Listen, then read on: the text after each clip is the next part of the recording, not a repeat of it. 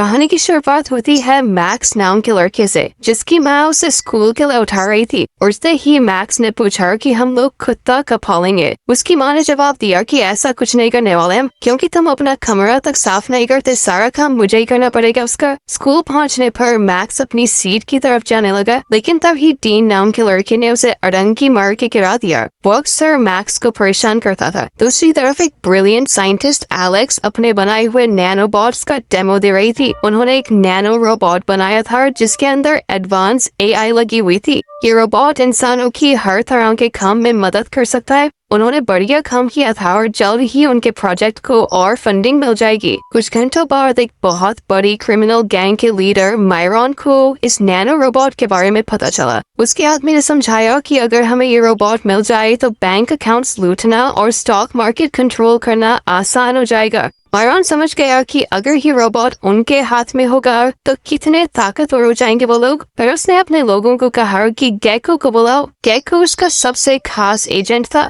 और मायरॉन चाहता था कि वो ही इस मिशन को पूरा करे। इधर गेको ने लैब की बिल्डिंग पर चढ़ाई शुरू कर दी। अपने खास गैजेट्स का इस्तेमाल करके वो बिल्डिंग की दीवार पर चढ़ने में सफल हो गया और बड़ी सफाई से खिड़की का ग्लास काट कर अंदर घुस गया। वो सीलिंग पर किसी मकड़ी की तरह चलने लगा। उसने सिक्योरिटी लेजर्स को पार करने के लिए अपनी नेम प्लेट का इस्तेमाल किया। उसने एक खास तरह की लेजर सीसीटीवी कैमरा के ऊपर मारी ताकि उसके अंदर मोशन सेंसर काम न करे। गेको आखिरकार उस जगह तक पहुंच गया जहां सभी नैनोबॉट्स रखे हुए थे। गेको जैसे ही अपना डिकोडर मशीन में लगाने लगा, इतने में ही गार्ड आ गया। उसे देखते ही गेको छुप गया, पर तभी डिवाइस ओपन हो गया और उसकी आवाज ने गार्ड का ध्यान खींचा। मौका पाकर गेको ने भी तुरंत गार्ड पर हमला किया और भाग गया। लेकिन इस सब के बीच अब जोर जोर से अलार्म बजने लगा। गेको ने सिलेंडर उठाया और गार्ड से बचता वर्क बिल्डिंग के अंदर भागा।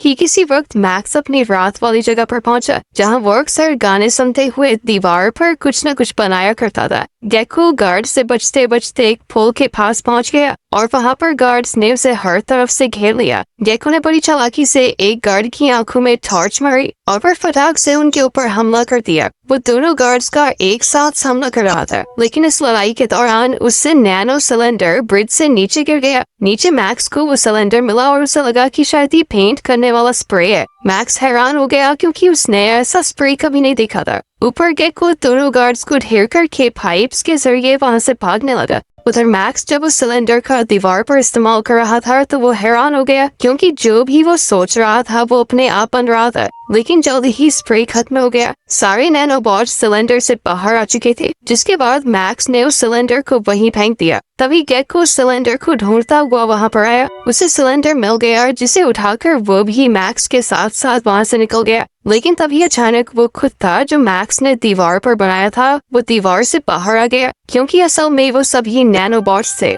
कुछ देर बाद गेको सिलेंडर लेकर मायरॉन के पास पहुंचा और उसने वो सिलेंडर अपने बॉस को दे दिया। लेकिन मायरॉन कंफ्यूज हो गया क्योंकि इस सिलेंडर के अंदर कुछ भी नहीं था, वो एकदम खाली था। उधर मैक्स घर वापस जा रहा था और उसके पीछे पीछे वो रोबोट कुत्ता आने लगा। कुत्ते ने गलती से कूड़े का डब्बा गिरा दिया और जब मैक्स ने पलट कर देखा तो वो इनविजिबल हो गया। मैक्स सोचने लगा कि शायद कोई खतरनाक आदमी उसका पीछा कर रहा है, तो वो घबरा कर अपने घर की तरफ भागने लगा। कुछ देर बाद पुलिस वाले जांच पड़ताल करने के लिए लैब में पहुंचे। एलेक्स जगह पर घूमते हुए ये समझने की कोशिश करने लगी कि चोरी आखिर हुई कैसे। फिर वो अपनी साथी स्काइबा से मिली। स्काइबा ने उसे बताया कि गार्ड्स ने तो उस क्रिमिनल को पकड़ने की बहुत कोशिश की, लेकिन वो चोर इतना खतरनाक था कि सबको चकमा देकर चला गया। इस पर एलेक्स ने खिंचकर कहा कि उन नैनो रोबोट्स को मैंने बनाया है, पुलिस की जरूरत नहीं है, मैं खुद ढूंढ लूंगी उनको। सुबह गेको उसी पुल वाले एरिया पर वापस गया जहाँ उसने मैक्स को वो पेंटिंग बनाते हुए देखा था। अब वो मैक्स को ढूंढ रहा था कि वो लड़का कहाँ गया जो कल पेंटिंग बना रहा था। मैक्स को ढूंढते हुए उसकी नजर दीवार पर पड़ी और उसे याद आया कि कल रात को जो उस लड़के ने पेंटिंग बनाई थी कुत्ते वाली, वो तो अब गायब है। मतलब जरूर उन नैनो रोबोट्स का उस लड़के से ही कुछ लेना देना है। अगली सुबह जैसे ही मैक्स स्कूल के लिए निकला, वो रोबोट कुत्ता भी गायब होकर उसका पीछा कर रहा था। अभी डीन और उसके शरारती दोस्त वहाँ आए और मैक्स को बिना बात परेशान करने लगे। उन्होंने मैक्स का सारा सामान जमीन पर पटक दिया और फिर वहाँ से जाने लगे। मैक्स बेचारा हताश होकर अपनी चीजें उठाने लगा। अभी उसने देखा कि उसका पेंसिल बॉक्स हवा में तैरने लगा और फिर फटाक से जाकर डीन के सर पर लगा। गुस्से में डीन अपने दोस्तों के साथ वापस आया ताकि मैक्स को सबक सिखा सके, लेकिन वो रोबोट कुत्ता गायब होकर ही मैक्स को बचाने लगा। वो मैक्स के बैग को पकड़कर इस तरह उसे चला रहा था मानो वो कोई मार्शल आर्टिस्ट हो। उस कुत्ते की मदद से मैक्स ने एकदम एक्शन हीरो वाले स्टाइल में अपना बदला लेकर तीनों लड़कों को ढेर कर दिया। उधर सोनिया भी दूर से सब देख रही थी और मैक्स को इस तरह लड़ते देखकर वो एकदम इम्प्रेस हो गई। एक तीर से दो निशाने लग गए क्योंकि मैक्स भी कहीं ना कहीं सोनिया को पसंद करता था। उधर लैब में एलेक्स सीसीटीवी रिकॉर्डिंग्स देख रही थी और उसने गेको का जबरदस्त फाइटिंग स्टाइल देखकर कहा कि इस लड़की को तो मुझे अपना हेड ऑफ सिक्योरिटी बनाना चाहिए। फिर उसने अपना एक खास डिवाइस तैयार किया जिसकी मदद से वो नैनो रोबोट्स को डीएक्टिवेट कर सकती है,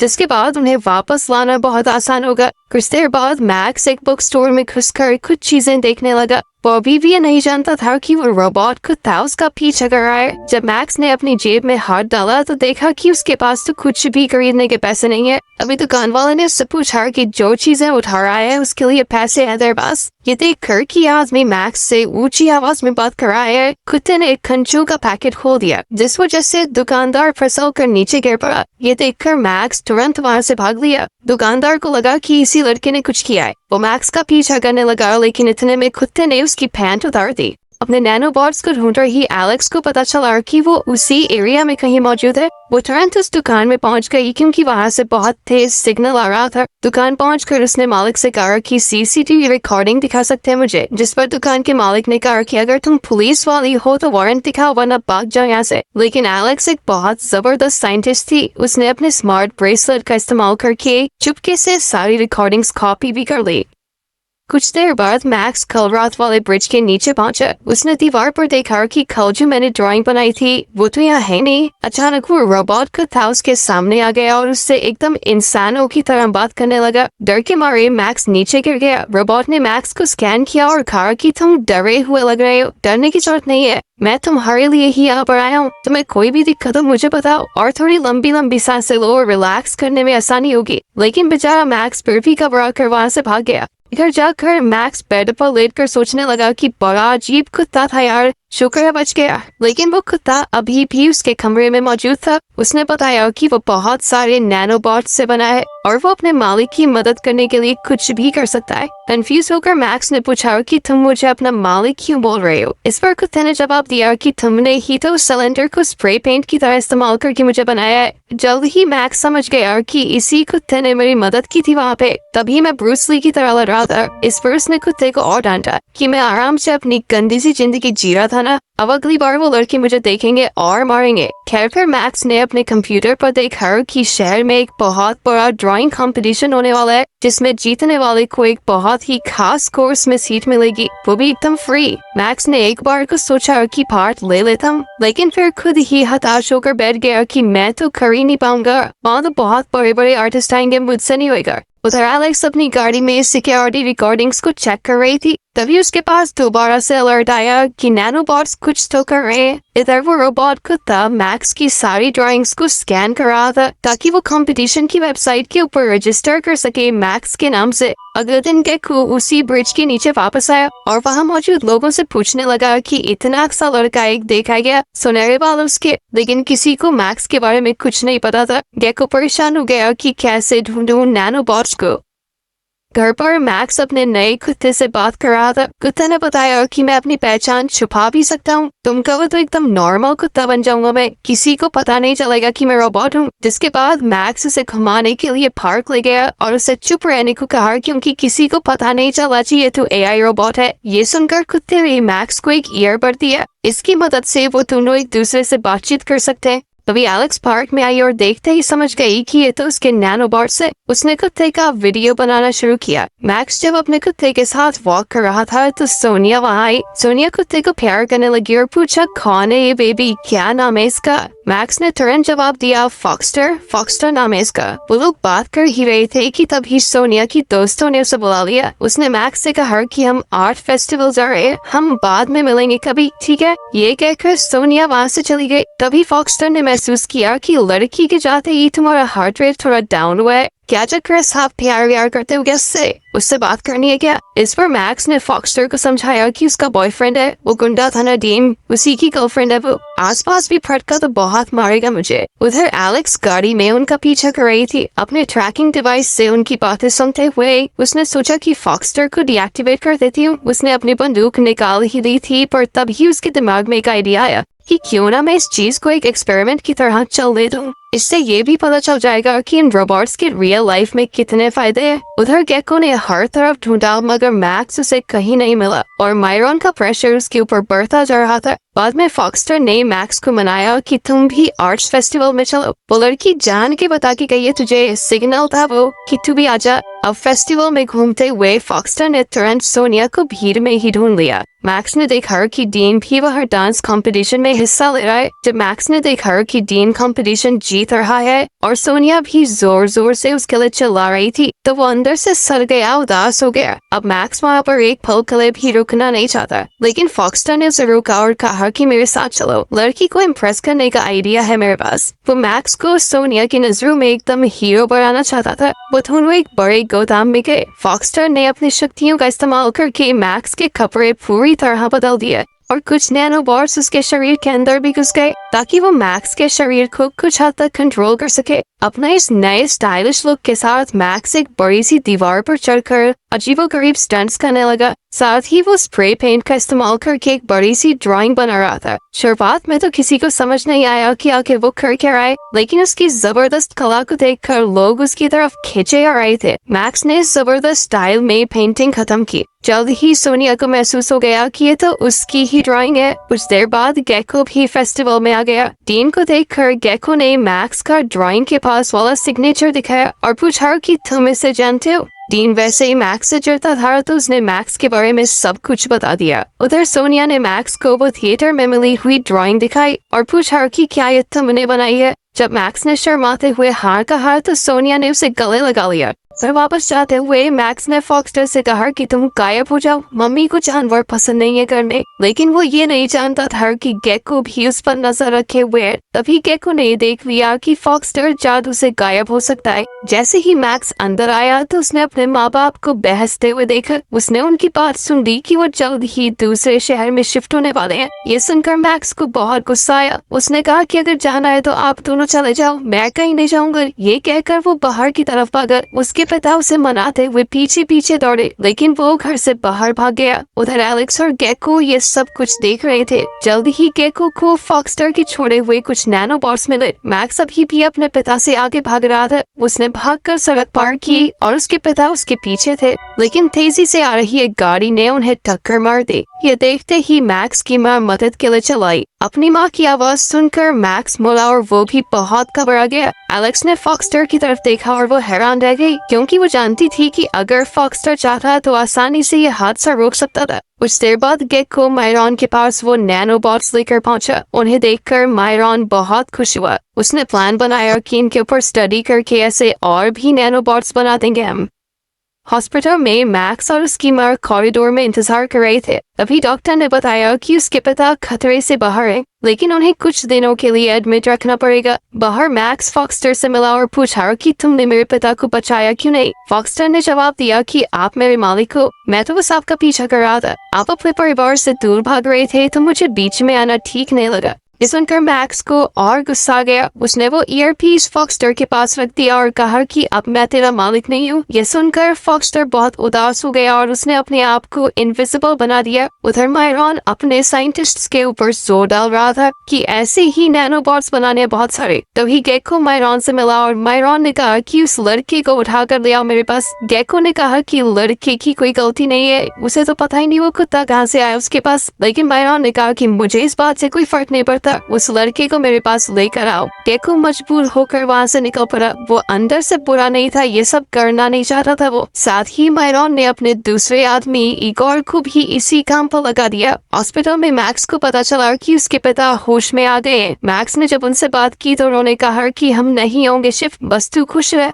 और आगे से कभी ऐसे भागना मत, समझा। उसके पिता ने ये भी माना कि हमें बिना तुमसे बात किए इतना बड़ा फैसला नहीं लेना चाहिए था। कुछ देर बाद जब मैक्स बाहर गया तो फॉक्सटर अभी भी उसका वही इंतजार कर रहा था। फॉक्सटर अपने मालिक के साथ बिताए हुए पलों को याद कर रहा था। कुछ देर बाद मैक्स ने उसके पास जाकर कहा कि देखो जो हो गया, आगे से इस बात का ध्यान रखना कि हमेशा इंसानों की जिंदगी बचाना सबसे ज्यादा जरूरी है, चाहे बाकी कुछ भी चल रहा हो, जिंदगी से ऊपर कुछ नहीं है। उसकी बात खत्म होते ही सोनिया भी वहाँ आ गई। वो मैक्स से मिलने और उसके पिता का हाल चाल लेने ही आई थी। ये सुनकर उसे खुशी हुई कि मैक्स के पिता अब ठीक है। जब मैक्स ने डीन के बारे में पूछा तो सोनिया ने कहा कि मैं उसकी गर्लफ्रेंड नहीं हूँ, सब कुछ झूठ बोलता पड़ता है वो। तभी दोनों ने एक आदमी को हॉस्पिटल के सामने कार पार्क करते देखा। मैक्स ने उसे कहा कि अंकल यहाँ पर गाड़ी मत लगाओ, अचानक एम्बुलेंस आएगी तो दिक्कत होगी, लेकिन ड्राइवर ने मैक्स की बात नहीं मानी। सोनिया को इम्प्रेस करने के लिए फॉक्सटर को एक आइडिया आया। वो चुपके से गाड़ी के अंदर घुस गया और मैक्स के कान में अपना ईयरबड लगा के कहा कि जल्दी से अपने दोस्त को गाड़ी में बैठाओ।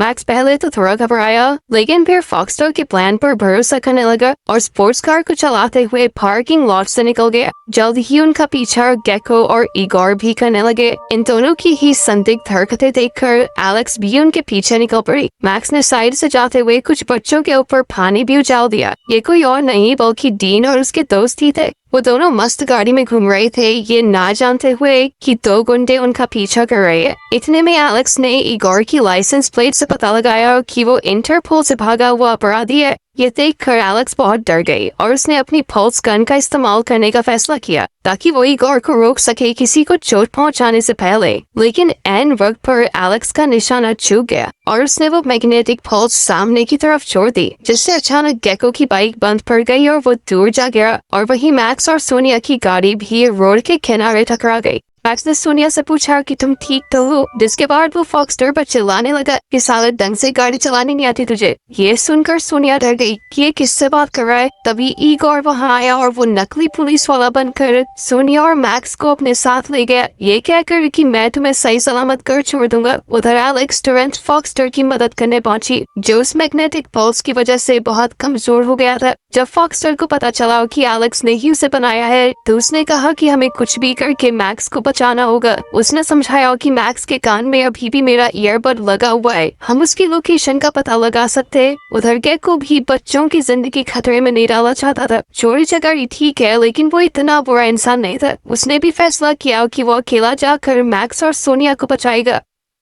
दूसरी ओर अपने अड्डे पर मैक्स मायरॉन और सोनिया से फॉक्सटर के बारे में पूछ रहा था। उनका समय बर्बाद करने के लिए मैक्स झूठ बोलता रहा कि वो रोबोट तो हॉस्पिटल में है। आखिरकार फ्रस्ट्रेट होकर इगोर ने दोनों को बंद कर दिया और मैक्स के कान में लगा हुआ वो ईयरबड भी छीन लिया। अब इगोर एलेक्स और फॉक्सटर की बातें आसानी से सुन पा रहा था। जल्द ही फॉक्सटर गेको के साथ साथ गायब होकर मायरॉन के अड्डे में घुस गया, लेकिन उसे ये नहीं पता था कि बाहर इगोर ने एलेक्स को भी पकड़ लिया है। जब वो उस जगह पर पहुंचे जहां मैक्स और सोनिया को रखा गया था, गेको अजीब सा बर्ताव करने की कोशिश करता है। जब वो उस जगह पर पहुंचे जहां मैक्स और सोनिया को रखा गया था, तभी इगोर ने गार्ड से कहा कि जल्दी पकड़ो उस रोबोट कुत्ते को, लेकिन फॉक्सटर अपनी शक्तियों का इस्तेमाल करके उनसे लड़ने लगा। वो गायब होकर उन पर अंधाधुन नाम लेकर बढ़ रहा था जिम वाली चीजों से। गेको भी कहीं न कहीं उसकी मदद कर रहा था। आखिर में फॉक्सटर ने उन तीनों को ही जेल में बंद कर दिया और मैक्स और सोनिया को बाहर निकाल लिया। अब सभी लोग जल्द से जल्द वहाँ से भागने की कोशिश करने लगे, लेकिन एन मौके पर मायरॉन ने एक ट्यूब के अंदर फॉक्सटर को पकड़ लिया, जिसके बाद बाकी सब भी वहाँ से भागने में नाकाम हो गए। मायरॉन ने सोनिया को उठाया और बिल्डिंग से नीचे फेंकने की धमकी दी। वो चाहता था कि एलेक्स फॉक्सटर को रीप्रोग्राम करे। सोनिया की जान बचाने के लिए एलेक्स मान गई। मौका देखकर एलेक्स ने गेको से मदद मांगी। गेको ने कहा कि हाँ, मेरे पास एक प्लान है। जब वो लैब में पहुंचे तो एलेक्स ने मायरॉन से पूछा कि आखिर तुम नैनोबॉट से क्या करवाना चाहते हो, क्या प्रोग्रामिंग करूं मैं। उसी दौरान गेको ने अपने फोन में रिकॉर्डर चला दिया ताकि मायरॉन के खतरनाक इरादे रिकॉर्ड हो जाए। कोई सबूत तो हो उनके पास पुलिस को देने के लिए। फिर एलेक्स ने कहा कि ठीक है, मैं इसे खतरनाक बना दूंगी, लेकिन प्रोग्राम करने के लिए पहले ट्यूब को निकालना पड़ेगा। लेकिन जैसे ही फॉक्सटर पर लगी हुई ट्यूब निकाली गई, गेको ने पास में पड़े एक फायर एक्सटिंग्विशर से कंट्रोलर पर हमला कर दिया, जिसके बाद लैब का एक हिस्सा तबाह हो गया। फॉक्सटर तुरंत अपनी सुपर स्पीड का इस्तेमाल करके सभी अपराधियों के छक्के छुड़ाने लगा। वो एक के बाद एक सबको ढेर करता जा रहा था। जल्दी से मैक्स के पास गया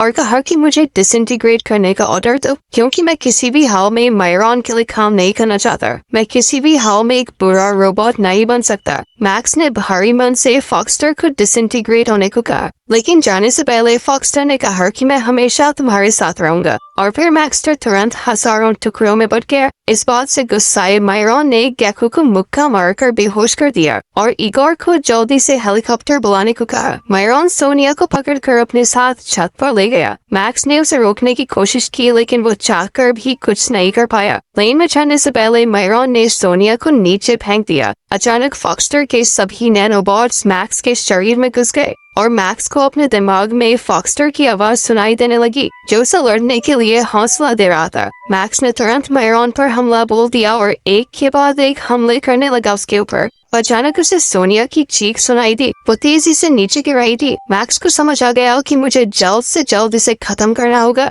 मायरॉन ने एक बड़ा पत्थर मैक्स की तरफ फेंका, लेकिन मैक्स ने एक ही झटके में उसे पकड़ लिया और आखिर में एक जबरदस्त मुक्का मारकर मायरॉन को ढेर कर दिया। इसके बाद वो तुरंत सोनिया को बचाने के लिए भागा और सुपर स्पीड का इस्तेमाल करके उसने एन मौके पर सोनिया को बचा लिया। मायरॉन को गिरफ्तार करवाने के बाद एलेक्स ने सभी नैनोबॉट्स वापस सिलेंडर में बंद कर दिए। आखिर में एलेक्स ने गेको से पूछा, मेरे लिए काम करोगे? मुझे एक सिक्योरिटी हेड की जरूरत है, जिसके लिए गेको तुरंत ही मान गया। अगले दिन मैक्स को एक लेटर मिला जिसमें लिखा था कि वो ड्राइंग कंपटीशन जीत चुका है। ये देखकर वो बहुत खुश हो गया। उसके माँ बाप ने इसी खुशी के मौके पर उसे गिफ्ट दिया। एक छोटा पपी था जो बिल्कुल फॉक्सटर जैसा दिखता।